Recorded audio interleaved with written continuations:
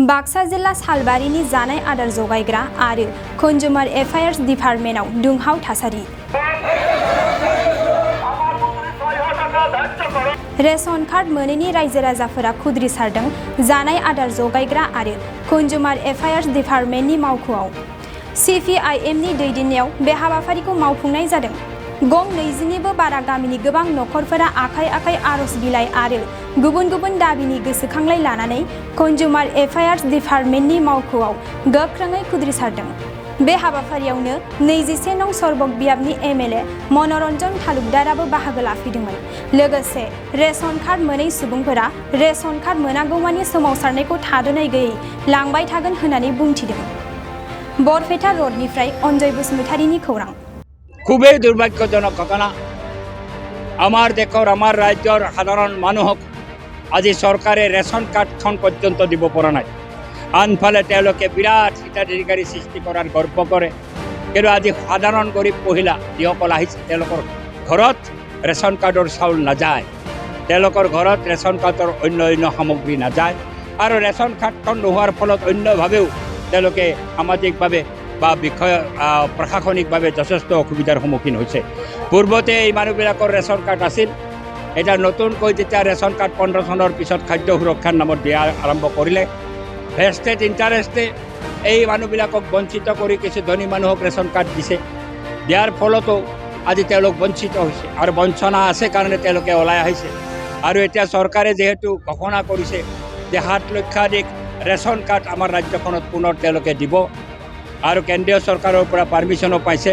এটা বিভাগীয় নিৰ্দেশটো অহাতে হয়তো অলপ দেৰি হৈছে, কিন্তু আমি আগতীয়াভাৱেই আমাৰ অঞ্চলৰ সৰবুক সমষ্টিৰ কালপানীক কেন্দ্ৰ কৰি পেলাই একেবাৰে গামাৰিগুৰি জেংৰেংপাৰা হৈ পেলাই নাৰায়ণগুৰিলৈকে নাৰায়ণগুৰি বীজপানী এই গোটেই অঞ্চলটোৰ আজি কৃষক মহিলা এই ৰেচন কাৰ্ডৰ দাবীত ওলাই আহিছে আৰু তেওঁলোকে প্ৰত্যেকেই আধাৰ কাৰ্ড যুক্ত কৰি পেলাই তেওঁলোকৰ এই আবেদন তেওঁলোকে দাখিল কৰিছে।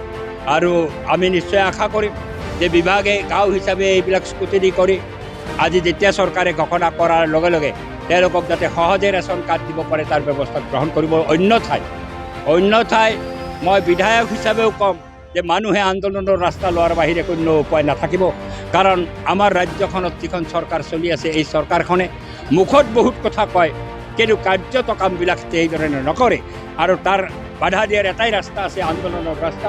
আমি বৃহত্তৰ আন্দোলন গঢ়ি তুলি হ'লেও মানুহৰ অধিকাৰ, এই সাধাৰণ মানুহৰ অধিকাৰ, ৰেচন কাৰ্ডখন পোৱাৰ যিটো অধিকাৰ, এই অধিকাৰ আমি নিশ্চয় সাব্যস্ত কৰিয়ে এৰিম। এতিয়াতো more than 1000 হিতাধিকাৰী আমি আজি দাখিল কৰিলোঁ। দৰখাস্ত 1000ৰ বেছি আমি দৰখাস্ত দাখিল কৰিছোঁ। গাঁৱটো এখন দুখন নহয়, তো একেবাৰে নাৰায়ণগুৰিৰ পৰা আৰম্ভ কৰি বীজপানী হৈ পেলাই চোনবাৰী হৈ পেলাই কালপানীৰ পৰা জেংৰেংপাৰা হৈ পেলাই একেবাৰে হতাপাৰালৈকে এই বিশাল অঞ্চলটো যিটো BTAD অঞ্চল পৰে, হতাপাৰাখন BTAD নপৰে, BTAD গোটেই অঞ্চলটো উত্তৰ অঞ্চলৰ BTADটো সৰ্বুক সমষ্টিৰ যিটো পাৰ্ট, সেই সকলো গাঁৱৰে মানুহ এতিয়া আহিছে, দৰখাস্ত দিয়া হৈছে। নিশ্চিতভাৱে দৰিদ্ৰ মানুহৰ হৈ যুদ্ধ ঘোষণাটো হৈছে ভাৰতৰ কমিউনিষ্ট পাৰ্টি মাৰ্ক্সবাদীৰ একমাত্ৰ আন্দোলনৰ ৰাস্তাই আমাৰ ৰাস্তা। কাৰণ গৰীব মানুহৰ হকে যদি আমি মাত নামাতোঁ, তেওঁলোকৰ হতে কাৰণে যদি যুঁজ নকৰোঁ, আনেতো নকৰে যুঁজ। বিজেপিটো নকয় এনেকৈ মানুহক আমি সকলোকে ৰেচন কাৰ্ড দিম বুলি। ৰেচন কাৰ্ড নাপাওঁ, কিহৰ কাৰণে নাপাওঁ? আমি কিয় ইমান কিবা ভুল কৰিছোঁ নেকি? আমি গৰীব মানুহ কিয় সহায় নাপাওঁ? এইবিলাকতো ধনীৰ কাৰণে নহয়, এইবিলাক গৰীবৰ কাৰণে। সেই গৰীবে যদি নাপায় তেনেহ'লে কেনেকুৱা মানুহকেইটা বাচিব? দুখীয়া মানুহকেইটা পোৱা নাই, আমি একো পোৱা নাই। এই নাম দেখাই চাৰ্টত, তাৰপিছত 22ত পাম, 21ত পাম, 23ত পাম, তাৰপিছত মই এখন ঘৰো নাপাওঁ। আমাৰ এলংগামাৰী সাংবাদিক বন্ধুসকলক মই অভিনন্দন জনাইছোঁ। আমি ভাৰতৰ কমিউনিষ্ট পাৰ্টি মাৰ্ক্সবাদীৰ পক্ষৰ পৰা আমি লক্ষ্য কৰিছোঁ যে এই মহকুমাৰ অন্তৰ্গত বহু পৰিয়াল তেওঁলোকে ৰেচন কাৰ্ডৰ পৰা বঞ্চিত। আগত যিসকল মানুহৰ নাম, গৰীব মানুহৰ নাম ৰেচন কাৰ্ডৰ তালিকাভুক্ত আছিল, সেইসকলৰ ৰেচন কাৰ্ড কৰ্তন কৰিছে। আৰু ইতিমধ্যে আপোনালোকে জানে জনসংখ্যা বৃদ্ধি হৈছে, পৰিয়াল বেলেগ বেলেগ হৈছে, ঘৰ নম্বৰ বেলেগ হৈছে। সেইসকল মানুহ অতি দৰিদ্ৰতকৈ দৰিদ্ৰ। কালপানী অঞ্চলৰ সেই মানুহখিনি বেকী নদীৰ বালা সংগ্ৰহ কৰে আৰু পাথৰ সংগ্ৰহ কৰি বিক্ৰী কৰি পৰিয়াল পৰিচালনা কৰে। এই অৱস্থাত সেইসকল পৰিয়ালৰ কোনো ৰেচন কাৰ্ড নাই। ৰেচন কাৰ্ড নথকাৰ কাৰণে চৰকাৰী সকলো ধৰণৰ সুযোগ সুবিধাৰ পৰা তেওঁলোকে বঞ্চিত হয় আৰু এইসকল ব্যক্তিৰ নামত যাতে ৰেচন কাৰ্ড ইছ্যু হয় তেওঁলোকক যাতে ৰেচন কাৰ্ড দি খাদ্য সামগ্ৰীৰ যোগান ধৰে। আমি দাবী কৰিছোঁ যে প্ৰতি গৰীব পৰিয়ালক মাহে ৭,৫০০ টকা দিব লাগে আৰু অন্যান্য যিসমূহ খাদ্য সামগ্ৰী আছে অতি গৰীব পৰিয়ালসমূহক বিনামূলীয়াকৈ খাদ্য সামগ্ৰীৰ যোগান ধৰিব লাগে। তাৰ লগত পৰিপূৰক আমাৰ দাবীটো হৈছে এই সমগ্ৰ অঞ্চলত আমাৰ দেশত MGNREGAৰ আইন আছে। এই আইন থকাৰ সত্ত্বেও এই অতি দৰিদ্ৰ পৰিয়ালসমূহে তেওঁলোকে MGNREGAৰ জৰিয়তে কোনো কাম পোৱা নাই। এইসকল পৰিয়ালক কামৰ ব্যৱস্থা কৰক। এই দাবী সন্মিলিত স্মাৰক পত্ৰ দিয়াৰ কাৰণে আমি মহকুমা অধিপতিলৈ আহিছোঁ আৰু সেইসকল ভুক্তভোগী ৰাইজসকল তেওঁলোকে নিজা দৰখাস্ত যিসকল ৰেচন কাৰ্ডৰ পৰা বঞ্চিত হৈছে আৰু নতুন ফেমিলি হৈছে ভোটাৰ তালিকাত নাম আহিছে এইসকল পৰিয়ালৰ কাৰণে নতুন ৰেচন কাৰ্ড ইছ্যু কৰাৰ কাৰণে আমি আহিছোঁ। এই দাবী মহকুমা অধিপতিৰ হাতত আমি এই স্মাৰক পত্ৰ আমি দিম। এই উদ্দেশ্যক লৈ আমি ইয়াতে আহিছোঁ। नोंथाङा सरखारि साख्रि नागिरदोंना? नोंथांनि थाखाय मोनसे गोजोनथाव खौरां। नोंथांनि थाखाय दं एडुकेट पइन्ट, जेराव नोंथाङा सोलोंथाइ लानायनि गेजेरजों सरखारि साख्रिनि गुबुन गुबुन रोखोमनि गोब्राब आनजादफोरखौ उथ्रिसारनो हागोन आरो गावनि आथिङाव गसंथानो हागोन।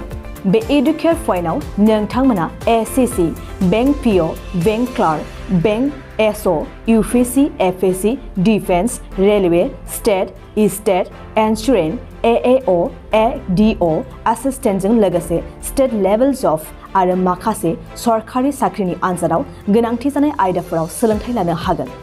मख'नो गोनांदि बे सोलोंसालियाव साख्रिनिल' नङा, बेयाव MBA आरो सैनिक स्कुल बायदियाव एडमिशननि थाखाय एन्ट्रेन्स होनो थाखायबो सोलोंथाइ लानो हागोन। बे सोलोंसालियाव गाहाम थाखो खथानि सुबिदा दं आरो सम मथे नोंथांनि सोलोंथाइखौ बे सोलोंसालियाव होनाय जागोन। बेखौबो मिथिनांगोन दि बे एडुकेट पइन्टआव सोलोंथाइ लानानै बावैसो 2021-22 इं मायथाइनि SSC GDनि आनजादाव गासै 11 सा सोलोंसाफोरा उथ्रिसारनो हादों। बारा नङा, गासै 15,000 रांजोंनो नोंथाङा बे सोलोंसालियाव 6 दानसिम सोलोंथाइखौ लानो हागोन। बे सोलोंसालिया क'क्राझार, बरपेटा र'ड, गवालपारा आरो बङाइगावआवबो दं। क'क्राझाराव सोलोंथाइ लानो गोसो गुदुं जानाय सुबुंफोरा 700-226-133 9101-536360 700-226-133 9101536360